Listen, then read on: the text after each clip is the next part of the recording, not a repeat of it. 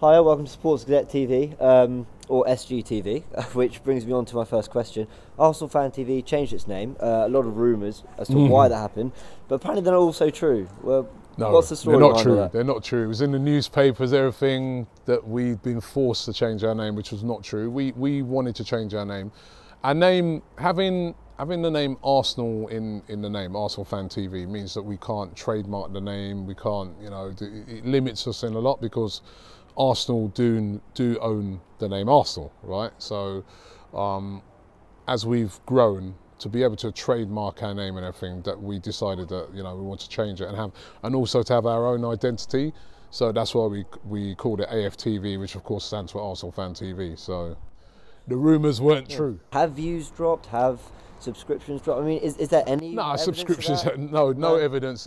Listen, just to clear up things on views, right? So, and this goes for newspapers. This goes for Match of the Day, AFTV, whatever, right? If you have a shock defeat, right? So, if Arsenal play, I don't know.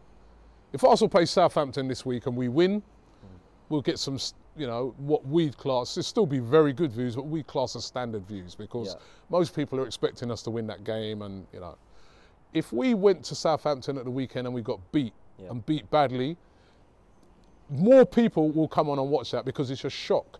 Just like on Match of the Day, if Manchester United lose or any of those big teams lose like that, you'll see their games come on first because everybody wants to watch that game. They just can't believe it. So, but really the biggest views come from the biggest games. So our biggest views this season has been the North London derby. We've done about 10 million views in that weekend alone. It was crazy. And the big views come from the big games. If we played Liverpool, win or lose. So that's where you get the biggest views. But you will get bigger views from shock defeats than what you would have if, say, Arsenal just beat, I don't know, Wolves. Or, you will get, if we lost to Wolves, it would be bigger because, naturally, even I do it. If Tottenham get beat and it's a shock defeat, I'll go on to see what their fans have got to say and maybe have a little laugh. It's just natural. It's not a one-off phenomenon with Arsenal Fan TV, you know what I mean? So, yeah, it's just... It's a bit of a myth where people feel that that's the only time you get views. It's absolute rubbish. We spoke about this earlier. Responsibility. Do you ever feel a need to bring certain news to Arsenal fans, or so? Do you ever feel the need to? You hear a transfer rumour, or you have an opinion about something like we spoke about stories in the Sun. You feel that you need to sort of give your view to the fans, or maybe give a different perspective. Yeah, I like to listen. I like to give my opinion, but I always think to myself, it's my opinion. So I don't want people to feel that that's the opinion of every Arsenal fan. Sometimes there are people who be saying to me, you think it's just you representing it. No, I don't think that. It's my opinion. Just like when I interview people, I'm getting their opinion. So, and sometimes when I do see some little dodgy stories or some things that have been said that I feel is out of order, I'll come and I'll say my piece. I don't do it all the time, but we've like the other day with that. One about on the front page of the Sun, I thought that story is really out of order, the way they sort of framed that all up, because it did happen a long time ago, and at the end of the day the team is performing well, so I just felt it was a bit out of order, so I gave my opinion on it. But yeah, listen, we're an Arsenal platform, and and we're for the fans, so I like to try and if fans need to be defended on something, I will talk about it, so yeah. And last question, you're always the one who has to stay very neutral, and I see you sort of sometimes playing devil's advocate with all the time with the Wenger in, the Wenger's out, but maybe we could get an exclusive here, Robbie's opinion.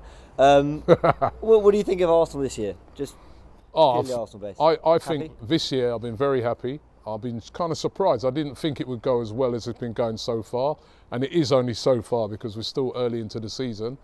But I think Unai Emery, has been underrated as a manager, even though he's done so well, even though he's done all these games unbeaten.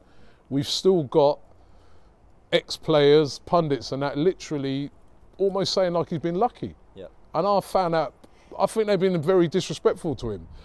For a guy to come in after Arsene Wenger, a guy who's been in charge for 22 years, a legend at the club, And to do what he did, he lost his first 2 games, Man City, you know, everybody would lose to them, especially on your first game, they're the champions. Second game we played Chelsea away, place where we always do badly, and we lost 3-2. On another day we could have won that game. We play really well. And since then he's been unbeaten. I mean, and then there's still players saying, oh yeah, the minute he comes up against this team he's going to lose. He's come up against some teams and he hasn't lost. So I think Unai Emery has done an amazing, it's not just a good job, he's done an amazing job so far.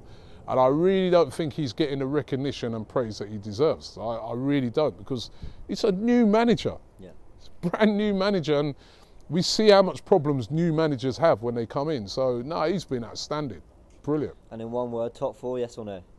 I said at the start of the season, I think we get top 4, and I still think we'll get top. I think this guy, if he can... The only problem we've got is defensively. I still think we have problems. If Unai Emery can sort that defence out, I think we can get top 4. I am a bit worried at the moment about the amount of injuries we seem to be racking up. And I do think we need to go and do some business in January. But I think top 4. And I think if in years to come, if the board give him the right amount of money, he can challenge for the league. But I'm not worried about Unai Emery no more. I'm worried about the board that we have. I'm still worried about them because I still think they're tight. I still think they don't want to, you know, even at the start of this season, the amount of money that they gave him, I thought was disgraceful. You know what I mean? He's done miracles with the spending, you know, that recruitment team. What they've done with that money, Torreira, Leno, Socrates, these have been great by Guendouzi, but you can't just keep expecting miracles all the time. They've got to give them also some proper money where they can strengthen up that defence in particular. There you go. Well, subscribe to AFTV on YouTube, and please. Follow Sports Gazette TV. Subscribe to Sports Gazette TV. There you go. You've right. heard from the man himself. Cheers, Robbie. Nice one, man.